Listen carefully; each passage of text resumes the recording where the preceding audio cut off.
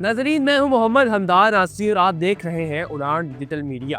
ناظرین پی آئی اے نے دنیا کی مختلف ایئر لائنز بنا کر دی، دنیا کی ترقی یافتہ ممالک کے ایئر لائنز کے عملے کو ٹریننگ دی۔ تو آخر کیا وجہ ہے کہ پی آئی اے اور روز ویلٹ ہوٹل کو تباہ کیا گیا تاکہ قومی اثاثے سستے داموں میں بیچے جا سکے؟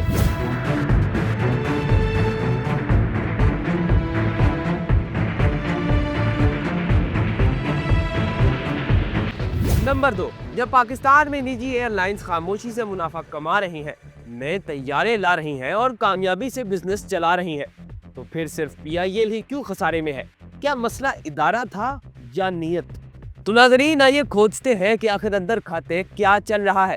1955 پی آئی اے کی باقاعدہ بنیاد پڑی۔ یہ وہ دور تھا جب دنیا میں صرف چند ملکوں کے پاس جدید طیارے تھے۔ 1960 پی آئی اے ایشیا کی پہلی ایئر لائن بنی جس نے بوئنگ 707 جیٹ سروس شروع کی۔ بوئنگ کمپنی کو باقاعدہ پی آئی اے نے تجویز دی کہ مشرق وسطیٰ کے لیے بہتر انجن والی جیٹ بنائی جائے۔ 1961 پاکستان اور چین کے درمیان پہلی فضائی سروس پی آئی اے نے شروع کرائی۔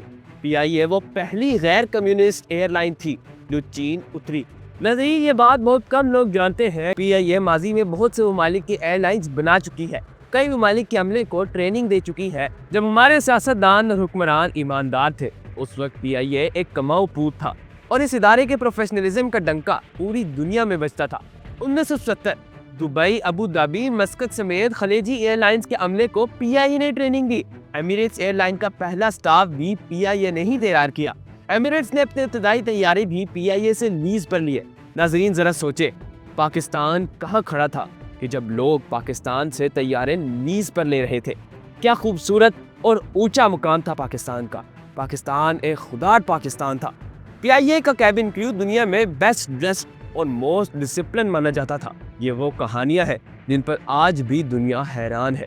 ناظرین یہاں سوال یہ پیدا ہوتا ہے کہ اگر سب کچھ ایسا تھا اور پی آئی اے پاکستان کا فخر تھی تو پھر یہ فخر بوجھ کیوں بن گیا؟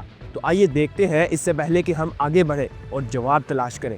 آپ یہ جان لیں کہ پاکستانی پی آئی اے کا نیو یارک میں روز ویلٹ ہوٹل نیو یارک کے علاقے مڈ ٹاؤن مین ہٹن میں ایک واقع ایک تاریخی اور قیمتی عمارت ہے جسے 1924 میں تعمیر کیا گیا۔ پاکستان انٹرنیشنل ایئر لائن پی آئی اے نے اس ہوٹل کو 1969 میں لیز پر حاصل کیا اور بعد ازاں 1999 سے لے کر 2000 میں اسے مکمل طور پر خرید لیا، جس کے بعد یہ پاکستان کی ملکیت میں شامل ہو گیا۔ ایک وقت میں اس ہوٹل کی مالیت $1 ارب کے لگ بھگ بتائی جاتی رہی، تاہم مسلسل انتظامی نااہلی، بھاری آپریشنل اخراجات، جدید تقاضوں کے مطابق اپ گریڈ نہ ہونا اور مالی خسارے کے باعث اسے 2020 میں بند کر دیا گیا۔ بعد ازاں اگرچہ اسے عارضی طور پر مختلف مقاصد کے لیے استعمال کیا گیا، مگر بنیادی طور پر یہ قومی اثاثہ کئی برسوں سے بند پڑا ہے۔ ناظرین پی آئی اے اور روز ویلٹ ہوٹل پاکستان کے ایسے قومی اثاثے تھے جو پاکستان کو کما کر دے رہے تھے اور انٹرنیشنل لیول پر پاکستان کی پہچان بھی بنے، لیکن سیاسی مداخلت، سفارش پر بھرتیوں، ضرورت سے زیادہ ملازمین کی بھرتی، پرانے طیارے، نئے طیاروں کی خریداری میں عدم دلچسپی اور غیر منافع بخش روٹ، خراب ریپوٹیشن اور لائسنس سکینڈل، عملے کی جعلی ڈگریوں کی وجہ سے پائلٹس پر یورپ اور امریکہ میں پابندیاں اور سب سے بڑھ کر 825 ارب روپے سے زائد واجب الادا واجبات، یہ سب چیزیں پی آئی اے کو لے بیٹھی۔ ناظرین ابھی رک جائیں، ویڈیو مکمل دیکھیں تاکہ آپ دیکھ سکیں ہمارے حکمرانوں نے پاکستان کا کیا حال کر دیا ہے۔ ایک طرف تو پی آئی اے کا یہ حال ہے کہ وہ تباہ و برباد ہو چکی ہے اور دوسری طرف پاکستان میں موجود نجی ایئر لائنز جو حکومت میں اثر و رسوخ رکھنے والے اور پاکستان کے معروف کاروباری شخصیت کی ملکیت ہے، وہ انتہائی منافع میں چل رہی ہے۔ ناظرین یہاں ایک بہت اہم سوال پیدا ہوتا ہے کہ کہیں جان بوجھ کر تو پی آئی اے کو ڈاؤن نہیں کیا گیا تاکہ نجی ایئر لائن ترقی کر سکے؟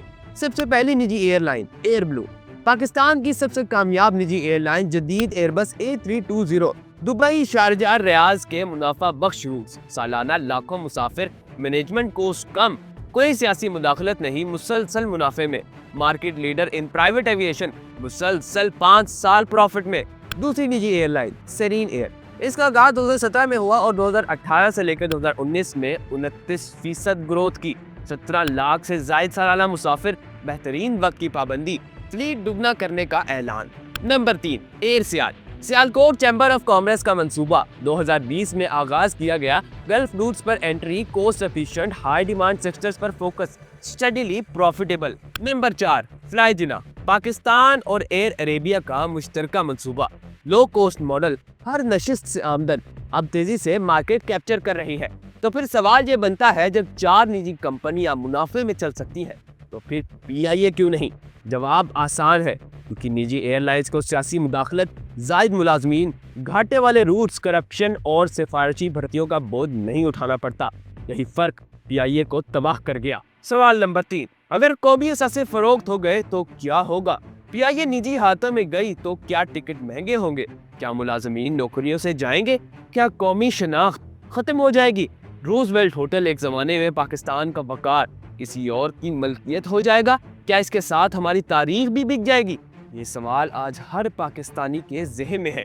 ये कहानी महज एक एयरलाइंस या होटल की नहीं, ये हमारी तारीख, हमारा फख्र और हमारी पहचान की कहानी है। एक दौर था जब पीआईए ने दुनिया को उड़ान सिखाई, जब रोजवेल्ट होटल ने पाकिस्तान का परचम न्यूयॉर्क में बुलंद किया। मगर आज ये असासे ज़वाल, खसारे और निचकारी की दहलीज पर खड़े हैं। ये सवाल आज भी गूंज रहा है, क्या हम अपनी मीरास सिर्फ फरोख्त कर देने के लिए पैदा हुए थे, या हम इसे दोबारा जिंदा करने की हिम्मत रखते हैं? दोस्तों, ये थी मेरी आज की वीडियो, और अगर आपको लगता है कि मैंने कोई चीज़ गलत बोली हो या इरेलेवेंट बोली हो, कमेंट सेक्शन में मुझे ज़रूर बताएं। उड़ान डिजिटल मीडिया को सब्सक्राइब करें और मोहम्मद हमदान आसी को इजाज़त दीजिए। अल्लाह हाफिज़।